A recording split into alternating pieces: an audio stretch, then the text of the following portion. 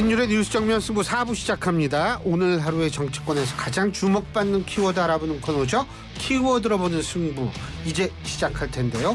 오늘도 두 분 나오고 계십니다. 한 분씩 소개해드리겠습니다. 먼저 조청래 전 여의도연구원 부원장 나오고 계십니다. 안녕하십니까? 안녕하십니까, 조청래입니다. 예, 그리고 김민아 시사평론가십니다. 어서 오십시오. 안녕하세요. 예. 그래도 오늘 좀 기운이 나 보이세요. 기운이요? 예. 없어요? 기운 저는 뭐 평소에도 기운이 많이 난다고 생각합니다만 네. 언제나 네. 기운이 빠져 보이죠. 언제나 기운이 넘친다라고 죄송합니다. 저는 생각하고 있습니다. 죄송합니다. 예. 자, 그러면 큰일 날 뻔했네. 자, 그러면 첫 번째 키워드부터 가보겠습니다. 자, 첫 번째 키워드 두 번째 국정 브리핑입니다. 자, 조 부원장님 어떻게 보세요? 보셨어요? 브리핑 겸 기자회견이죠. 네, 그죠? 그렇죠. 국정 브리핑은 두 번째고 기자회견은 세 번째입니다. 세 번째인데 보니까 국정 브리핑에 41분간 연설하셨고요. 기자회견이 제가 보니까 1시간 23분 했다고 네. 그래요. 그러니까 이게 기자회견 앞에 두 번에 비해서는 시간이 많이 늘어난 겁니다. 그러니까 첫 번째 했을 때는 한 30여 분, 두 번째 했을 때는 70여 분 했는데 이번에 1시간 23분이니까 꽤 길게 했고 질문도 19개 받았고 사전 조율 없었다 이렇게 지금 언론에 나오는 내용이 그렇습니다. 그러니까 대통령께서 비교적 시간을 많이 할애를 해서 4대 개혁, 노동연금 교육 의료계획하고 저출생 문제까지 해서 자세히 설명을 했고요. 그 내용 맥락을 보면 그간의 노동개혁의 성과라든가 이런 부분들, 그다음에 의료개혁에 관련된 대통령의 소회나 감상, 느낌, 국민들에 대한 호소 이런 게 다 들어있었고 전반적으로 지금까지 국정을 운영하면서 겪고 있는 어려움이나 과제에 대한 인식을 쭉 설명을 하셨다고 봐요. 근데 이제 이런 걸 조금 더 자주 하시면 좋겠다 이런 바람이 있었고요. 또 이제 이번에 국민들을 대상으로 하셨기 때문에 미흡한 점이 있다고 지적을 받는 부분이 있으면 그것은 빨리 보완을 할 뭐 그런 수도 있지 않나 이렇게 생각하고 있습니다. 네, 김민아 평론가요. 저도 이제 뭐 이런 자리는 계속 많이 만들어야 된다라고 생각을 합니다. 그러니까 기자들의 질의응답에 대해서 직접 이제 답을 하고 대통령이 그러면서 사실 또 대통령 입장에서는 기자들이 왜 이런 질문을 할까에 대해서 나름대로 또 고민하고 생각해보는 계기가 되는 거 아니겠습니까? 그런 점에서 이제 이런 자리가 더 많이 만들어져야 된다. 앞으로도 더 많이 하셔야 된다 이렇게 생각을 하고 내용에 대해서는 좀 아쉬운 부분들이 있었습니다. 그러니까 당연히 이제 국정 브리핑이 됐든 기자회견이 됐든 이 정권에서 윤석열 대통령이 내가 성과다라고 생각하는 거를 여러 가지를 얘기해 주는 건 당연히 필요한 부분이고 그럴 수 있는 거죠. 그렇게 하는 건데 다만 그런 내용 중에서 국민들이 보기에는 다소 내가 체감하는 거하고는 좀 차이가 있는데 이렇게 생각할 만한 것들이 이제 있었거든요. 뭐 대표적으로는 경제가 많이 나아지고 있다. 그리고 사실은 해외에서도 사실 우리 경제가 좀 블록버스터급의 그러한 어떤 회복이 이루어지고 있는 거에 대해서 주목을 하고 있다라는 칼럼도 뭐 나올 정도이다 이렇게 말씀하셨는데 그런 칼럼도 실제 나왔고 그런 이제 목소리도 있을 수 있는데 국민이 지금 체감하는 경제 상황은 또 그렇지는 않지 않습니까? 그러면은 이런 부분들에 대해서 좀 더 국민들과 공감할 수 있는 말씀을 더 많이 해주시는 게 좋지 않았을까 이런 생각이 들고 특히 이제 의료 부분과 관련돼서는 질의응답 과정에서도 이제 좀 굉장히 이 부분에 있어서는 힘주어서 말씀을 하셨습니다마는 그러니까 의료개혁의 당이나 이런 것들에 대해서 강하게 말씀하신 건 좋아요. 뭐 그럴 수 있는데 현장에 사실 큰 문제 없다라는 취지의 말씀을 하신 것은 또 국민들이 실제 겪고 있는 그 상황하고는 거리감이 상당히 느껴지거든요. 제 주변에도 응급실이라든가 이런 부분들을 이용하려다가 상당히 어려움을 겪은 분들이 실제로 있고 저도 사실 좀 이거는 응급실은 아닙니다마는 병원에 가서 진료를 받아야 되는데 저는 뭐 사실은 8월 초에 이제 병원 예약을 하려고 그랬는데 11월 달에 오라고 그러고 뭐 이런 것들이 있어요. 그런데 그런 어려움을 사실은 겪고 있는 건데 그런 부분에 있어서 병원이 좀 문제가 그렇게 크지 않다는 듯이 대통령께서 말씀을 하면은 그건 또 여러 가지로 좀 거리감이 느껴지는 말씀 아니겠습니까? 그래서 그런 부분들은 상당히 아쉬웠다라고 말씀드리겠습니다. 물론 아쉬운 부분이 분명히 좀 있다라고 볼 수 있는데 전 이제 앞서서 그런 얘기는 했어요. 대통령이 좀 솔직하고 거침없고 자연스러운 이런 모습을 보여줘서 그런 거는 굉장히 평가를 할 수가 있을 것 같은데 근데 이게 그거 어떻게 보세요? 한동훈 대표의 갈등 문제 없다. 그거 우리가 또 그렇게 받아들여야 되나요? 어떻게 보세요? 대통령의 입장에서는 당이 국민의 민심을 대변하는 차원에서 내놓은 의견이다. 그게 존중받고 그런 다양성이 있어야 된다. 이런 원론적인 말씀을 하셨고요. 뭐 또 저는 그럴 수 있다고 봅니다. 뭐 이견이 노출되는 게 꼭 나쁘다고만 할 수는 없죠. 건강한 관계로 가는 길일 수도 있고. 그런데 조금 아쉬운 점은 양쪽 다 저는 제가 볼 때 아쉬워요. 뭐냐면 한동훈 대표가 이 문제를 내밀하게 조율하지 않고 먼저 메시지화 시킨 다음에 접근하는 방식은 사실은 정부 여당의 전통적인 방식은 아닙니다. 이견이 노출되었을 때 나타나는 부작용이 분명히 있거든요. 대통령실과 당의 이견이 노출되었을 때. 그러니까 대개는 이런 경우에는 의견을 전달하고 내밀한 수기를 한 다음에 그게 가든 부든 하나의 안으로 나오는 게 좋았는데 왜 당은 이렇게 갔을까 하는 아쉬움이 있고요. 제가 볼 때는 오늘 그 대통령께서 말씀하신 의대 정원 문제 의정 갈등과 관련된 부분도 사실은 대통령께서 강한 확신을 가지고 있고 우리나라 의료의 미래나 국민의 뭐 생명이나 안전을 위해서 꼭 필요하다고 하셨더라도 실제로 사회에서 여러 가지 우려가 제기되고 있고 국민 불편이 초래되고 있잖아요. 그러면 정책에 대한 강한 신념과는 별개로 좀 더 따뜻한 마음으로 걱정하고 좀 더 애쓰는 모습을 보이면 어떤가. 이게 아무 문제 없다.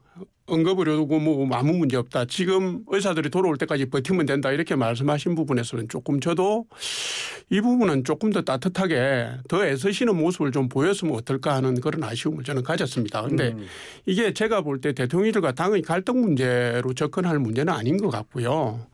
좀 더 나은 대안을 만들기 위한 과정의 일환으로 보고 이게 진행형이잖아요. 종결된 게 아니기 때문에 추석 지금 어려운 문제 걱정하는 분들도 많이 계시고 하니까 그 좀 건강한 관계로 보고 좀 지켜보면 어떨까 싶네요. 예. 이게 답답한 게 저는 이견에 대해서 뭐 이견을 좋아하는 편입니다. 평론가는 되게 이견을 좋아하죠. 평론가들이 나와가지고 이견을 가지고 많이 얘기를 하지 않습니까?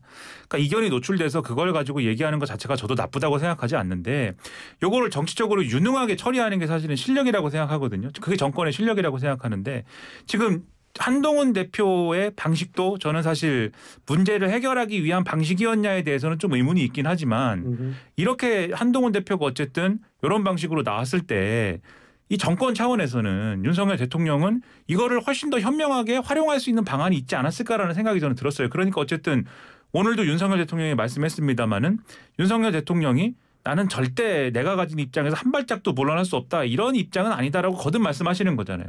의료계가 어쨌든 입장을 모아오면은 그 입장에 따라서 합리적인 조정 방안을 얼마든지 만들 수 있는데 의료계가 그 입장 하나로 모아오는 걸 못하더라 이제 이렇게 말씀하시는 거 아닙니까? 근데 그 의료계가 입장을 하나로 모으는 것도 사실은 그럴 수 있는 정치적인 조건이 마련돼야 되는 거잖아요. 그리고 한동훈 대표가 어쨌든 이렇게 나왔을 때는 여당이 그런 역할을 하는데 좀 도움을 주십시오라고 하는 접근도 할 수 있는 거잖아요. 이 정권 차원에서는. 그러니까 그런 식으로 출구 전략을 만들기 위한 어떤 요소로서 이 한동훈 대표의 의견을 이용할 수도 있는 건데 바로 어떻게 나오냐면 물론 이제 대통령실이 그렇게 주장하진 않지만 언론의 해석으로는 한동훈 대표가 이렇게 나오니까 좀 괘씸한 것 같다. 그래서 그러니까 지도부와의 만찬 취소한 거 아니냐. 바로 이렇게 나와버리지 않습니까? 그 제가 과도한 해석을 하고 있는 게 아닌 게 오늘 조선일보 기사 제목이 조선일보를 보니까 감정 싸움이라고 돼 있어요. 그러니까 이런 의료 대란이나 이런 게 있는데 지금 대통령하고 여당 대표가 감정 싸움을 하고 있다라는 식의 기사 제목이 나와 있고 반대의 논조를 가지고 있는 한겨레 신문을 봐도 감정 싸움에서 해야 되겠느냐 이런 사설이 나옵니다. 그러니까 진보적인 논조를 가진 신문이든 보수적인 논조를 가진 신문이든 이것은 감정 싸움인 것 같다라고 지금 해석을 하고 있는 거지 않습니까?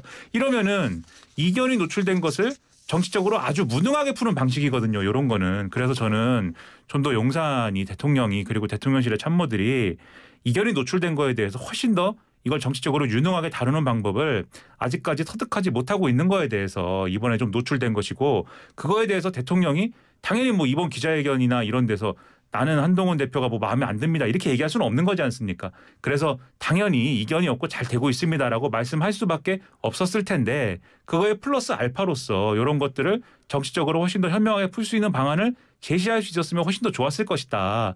이런 생각이 들어서 좀 아쉬웠습니다. 자, 요거를 딱 기억해 두시는 상태에서 두 번째 키워드로 넘어가 보겠습니다. 두 번째 키워드 9월 1일에 있을 여야 대표회담입니다. 여야 대표회담 지금 뭐 여러 가지 곡절이 있는데 일각에선 이재명 대표 입장에서 볼 때는 이게 본의 아니게 아주 우호적인 환경이 조성됐다 이거예요. 뭐냐면 의정 갈등에 대해서 한동훈 대표한테 힘도 실어주면 민생 소통 이런 이미지도 받을 수 있고 그런데 이번에 이제 9월 1일에 예정돼 있는 여야 대표회담 이재명 대표와 한동훈 대표에게 각각 어떤 의미를 줄 수 있을까요? 일단은 한동훈 대표 입장에서는 여야 대표회담을 처음 하는 거잖아요. 대표되고 난 뒤에. 예. 그리고 지금 한동훈 대표는 취임 이후에 한 달 한 열흘 가까이 정쟁을 유발할 수 있는 여야 관계에 강한 정쟁을 유발할 수 있는 메시지를 안 내고 있습니다. 굉장히 조심하고 있고요. 제가 볼 때는. 한편으로는 민생에 주력하면서 민생 관련 법안 처리의 중요성을 강조하고 한편으로서는 당 내외의 다양한 사람들의 의견을 들으면서 정치적인 내공을 쌓고 균형을 잡아가는 역할 이거를 하고 있어요. 그런 의미에서 그 연장선상에서 여야 간에 대표회담을 통해서 채널을 열고 진심을 확인하고 하는 것 자체가 저는 큰 효과가 있다고 보고 있고요. 이재명 대표는 지금 이게 여야 대표회담이 전혀 손해볼 내용이 아닙니다. 우선 전당대회 이후에 새롭게 자기가 애쓰고 있는 포용적 리더십, 한편으로는 협치, 또 한편으로는 민생에 신경 쓰는 모습, 중산층을 겨냥한 상속세, 종부세, 금투세에 대해서 완화 입장 이런 걸 내세우고 있고요. 그다음에 의정 갈등 문제나 이런 부분들은 야당 입장에서 충분히 활용 가능한 키를 가지고 있고 또 두 가지 중요한 특검법에 대해서도 변치 않은 강한 고집이랄까요?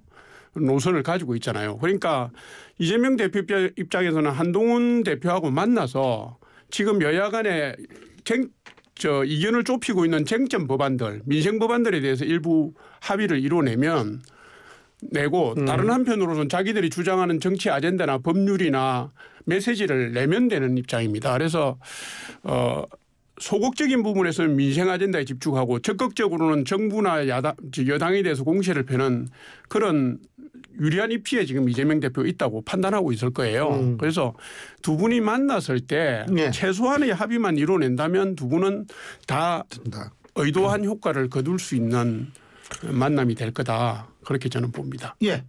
1분 30초. 항상 저는 시간 제한이 있군요. 네. 이재명 대표 죄송합니다. 입장에서는 아닙니다. 이거를 전문용어로 차별이라 그러나요? 이재명 대표 입장에서는 지금 말씀하신 대로 이게 손해볼 게 없는 회담입니다. 이게 회담을 잘 해가지고 성과를 내면 성과를 내는 대로 그래도 그동안에 어떤 강경 일변도였는데 뭘 좀 하네 이런 평가를 이끌어낼 수 있고 그리고 이게 성과가 나더라도 사실은 한동훈 대표하고 윤석열 대통령 간에 요게 어떻게 되느냐에 따라서 그 성과가 실질적 성과로 이어질 수도 있고 무위로 돌아갈 수도 있고 그런 거지 않습니까? 근데 무위로 돌아가게 되면 또 이재명 대표 입장에서는 적어 보십시오. 여당과 정권이 협의를 못 합니다. 이렇게 또 손가락질할 수 있는 거여서 어떤 경우에서든 좋은 거죠. 민주당 입장에서는. 그러니까 그런 것에 지금 또 확실한 어떤 쐐기를 박는 요인이 나타난 게 지금 의정 갈등 요 문제 푸는 요 갈등이거든요. 그래서 아주 환경이 좋아졌다 이렇게 판단하고 있다 이렇게 볼 수가 있고 한동훈 대표 입장에서는 당연히 성과를 내면 좋은 거지만 약간의 장애물이 있는 거죠. 그 성과를 낸 이후에 당연히 여당 입장에서는 성과를 낸 걸 가지고 사실은 용산하고 또 협의를 해서 실질적 성과로 만들어야 되는데 오늘날이 의정 갈등 이 사안으로 본 것처럼 용산하고 잘 협의를 할 수 있을 것이냐. 이걸 한 번 더 넘어야 되는데 만약에 이걸 잘 넘겼다 한동훈 대표가 그러면은 한동훈 대표의 확실한 어떤 정치인으로서의 성장, 정치력의 어떤 이런 것들에 대한 증명 이런 것들이 되는 거여서 한 번 더의 어떤 이 시험이 있는 것 같다. 이렇게 평가를 해야 될 것 같습니다. 예, 알겠습니다. 오늘 두 분 말씀 여기서 줄이겠습니다. 고맙습니다. 고맙습니다. 감사합니다. 예, 지금까지 조청래 전 여의도연구원 부원장, 김민아 시사평론가 두 분과 함께했습니다. 올해 12살 성민이는 암으로 떠난 엄마